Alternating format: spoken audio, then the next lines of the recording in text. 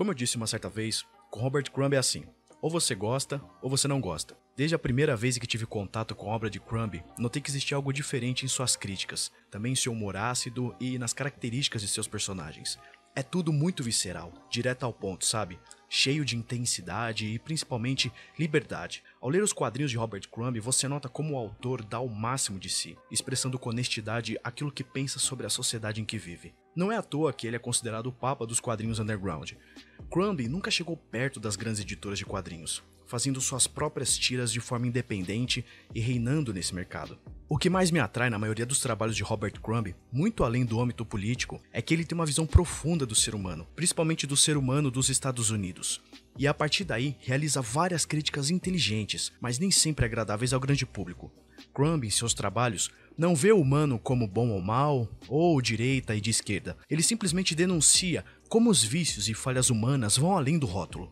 O nosso ícone da contracultura adora ironizar e satirizar diversos grupos ideológicos que defendem uma ideia cegamente de forma passional. Para citar um exemplo, posso falar de uma história do Senhor Natural, este que é um dos mais famosos personagens de Robert Crumb, criado no final dos anos 60. Um velhinho cheio de mistério e lendas e que vive isolado como um monge e que acumula vários seguidores pelos Estados Unidos. No quadro que está passando aí na tela, vemos o Senhor Natural recebendo seu grande amigo, o professor Wanowski, e rapidamente eles desenvolvem uma amigável conversa. O professor se mostra empolgado com a descoberta de uma avançada teoria política, mas ele não quis falar sobre isso naquele momento. Depois da conversa dos dois amigos, vemos a cena de um jovem que se diz seguidor do Senhor Natural e que pretende aprender as palavras de sabedoria do tal guru. Assim, podemos ver que ele pretende entrar a todo custo na casa de seu mestre. Para isso, precisa atravessar uma ponte em condições precárias, mas ao tentar ele cai e grita por ajuda. Aí o guru aparece todo nervoso, metendo bronca no pobrezinho de seu seguidor. Triste e culpado, o menino vai embora sentindo-se humilhado e rejeitado, mas o Natural chama o garoto de volta. Comovido pela situação, numa ação forçada de humildade, explica de suas limitações como guru e que sua atuação na área foi por puro modismo. Ele abre o jogo e diz ser contra essas paradas de ser conselheiro ou pregador, ou seja, ele não quer mais ser um coach e condena tal prática. Mas voltando, durante os conselhos do velho,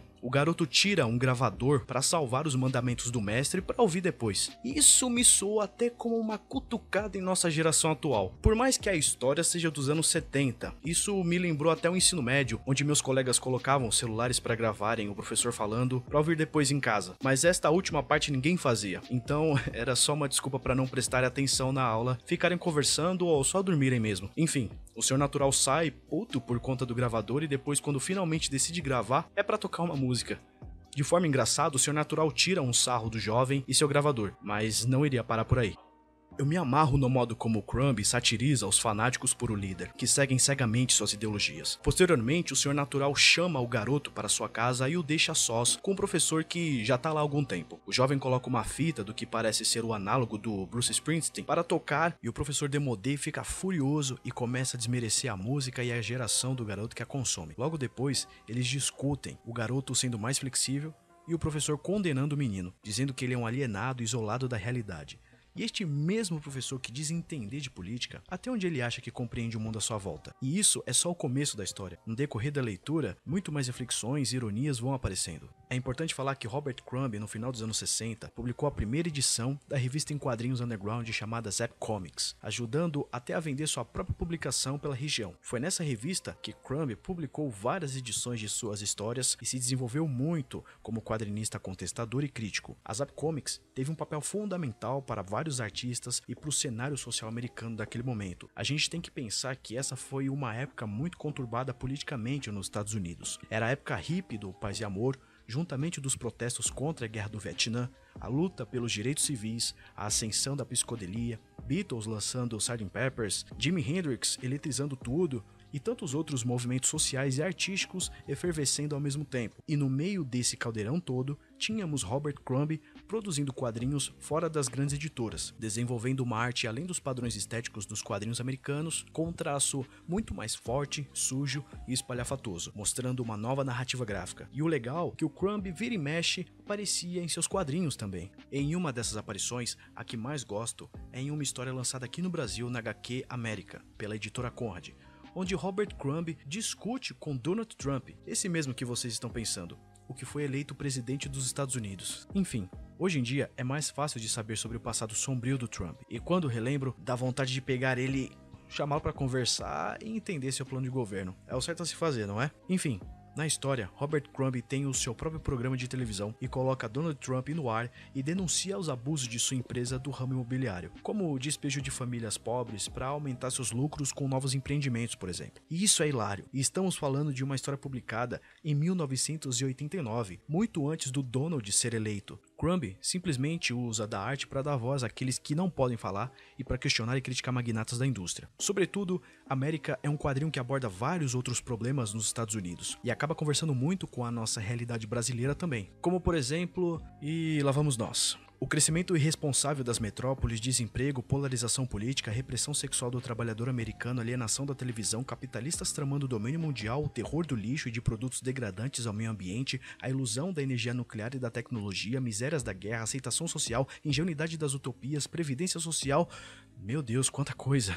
Mas ainda falando desse excepcional quadrinho, existe uma passagem muito legal. Crumb pega estereótipos da alta sociedade e os coloca trabalhando numa horta para sentirem na pele o que passam as pessoas mais pobres. E nessa representação, Robert Crumb apresenta essa elite como feita de seres fracos e mimados que não sabem se virar, mostrando assim como são dependentes da classe trabalhadora, a que de fato põe a sociedade para funcionar. Na continuação do painel, vemos uma crítica ácida de Crumb à complexidade das ideologias e das engrenagens da sociedade. E o último quadro ainda nos brinda com uma ótima metáfora. Estaria a América ansiando por disciplina rígida?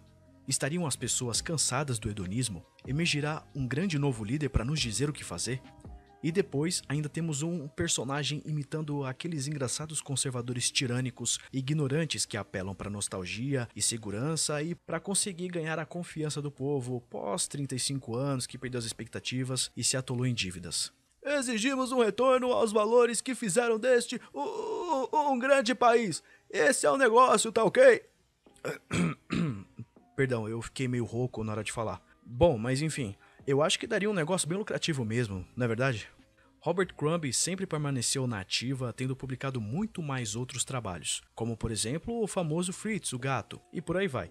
Em 1994, Crumb ganhou até um documentário que explora seus trabalhos e sua vida pessoal, dirigido por Terry Zwigoff. Foi um material que rendeu boas críticas, aliás. Atualmente, Robert vive na França, com esposa e filha, longe de toda a conturbação dos Estados Unidos. Enfim, dá pra falar muito mais coisas sobre ele, que é considerado o papa do quadrinho underground, mas vou ficando por aqui para não me estender. Futuramente, eu penso em gravar uma mini biografia do Crumb aqui nos Quadrinheiros, abordando com mais detalhes seus trabalhos mais clássicos em ordem cronológica, citando algumas curiosidades e falando sobre as polêmicas de seu traço na indústria cultural. Aliás, se você quiser mesmo que eu faça, deixa nos comentários, sua opinião é importante para nós. Eu sou o Góis Murdock e se você gostou desse vídeo, deixa o like e se inscreva no canal dos Quadrinheiros. Deixa seu comentário também pra gente ter uma conversa bacana. Muita coisa legal vem por aí, viu? Meu muito obrigado e até breve.